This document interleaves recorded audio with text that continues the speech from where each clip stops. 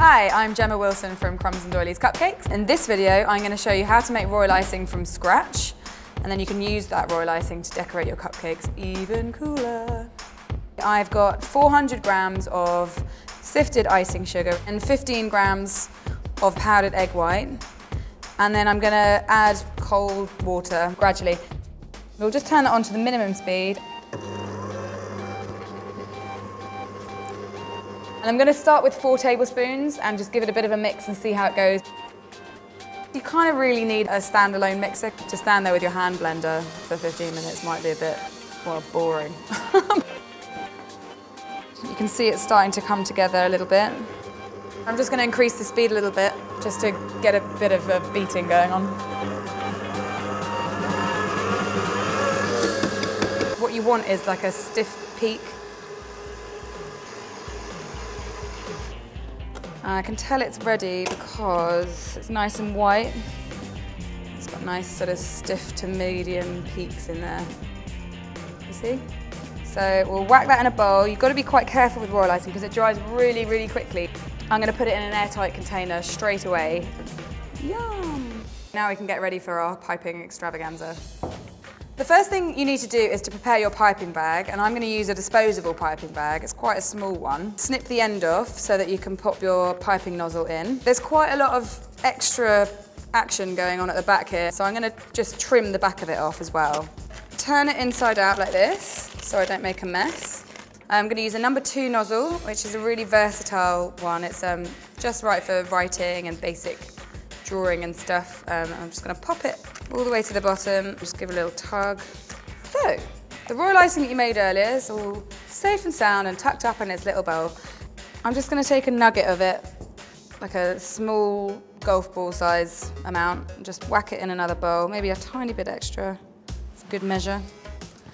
I'm going to use a paste to colour it. You can use liquid. Liquid is more readily available, so that's what it's got going for it. But because it's liquid, it's going to loosen up your icing, so the consistency is going to completely change. So we use colour paste here. I'm going to use mint green because it's really nice. A little goes a long way. It's super, super, super concentrated. That much will do, I reckon. Give it a little wiggle. Once the colour's all even, all the way through, it's time to pop it in the piping bag. So just gather it all up with your spoonula. There it is. And now it needs to go into the piping bag. Just pop it right down to the bottom and then kind of create a collar with your hand and just kind of wipe all the excess icing off. And then bring back the bit that you folded back over. And now you want to twist and kind of push so that all the icing's right down at the nib. I've put the twist over my knuckle, so I've got a really good grip on it. And that way also I can kind of squeeze from the top and everything will just go down rather than trying to escape out the other side. I've just got a bit of greaseproof paper here and we're just going to use that to pipe on just to get a bit of practice, and I think you should do this too, just because it will really help you understand how to control your piping bag. It's handy to have just a napkin close by so that you can clean your nib by squeezing and wiping at the same time. I'm just going to show you basic lines for now. You want to make a connection at the beginning and at the end, but in the middle bit, have it about 1 centimetre away from the surface and just gently pull and squeeze at the same time. And then lay the kind of piece of string, if you like, wherever you need it to go, and then just end it with a little boink. With dots, you want to be vertical with your piping tube. Finish it with a little down and up motion. If you don't, you'll get like a nasty little peak. What you want to do is squeeze it and pop it in.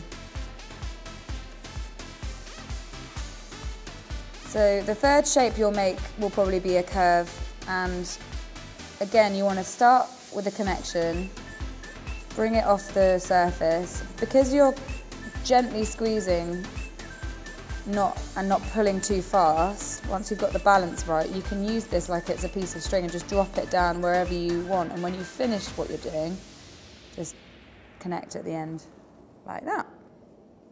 So they're the 3 main shapes that you'll be using with a piping tube. Let's get them on a cake.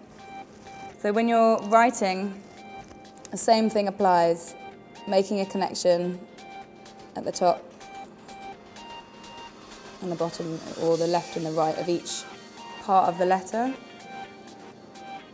And then here's our wiggly bit, using the string method.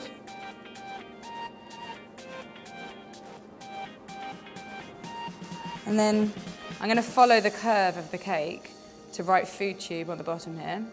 That means I'm going to need to turn my cake every now and then, just so that I can keep looking at what I'm doing straight on.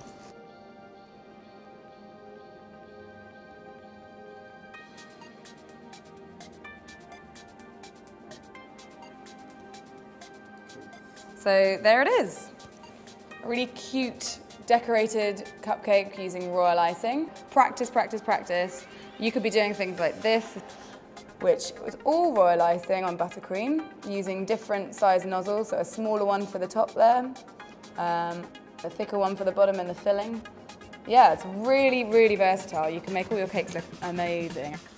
If you've liked this video and you want to see more, then don't forget to subscribe. Thanks so much for watching, guys. I'll see you later.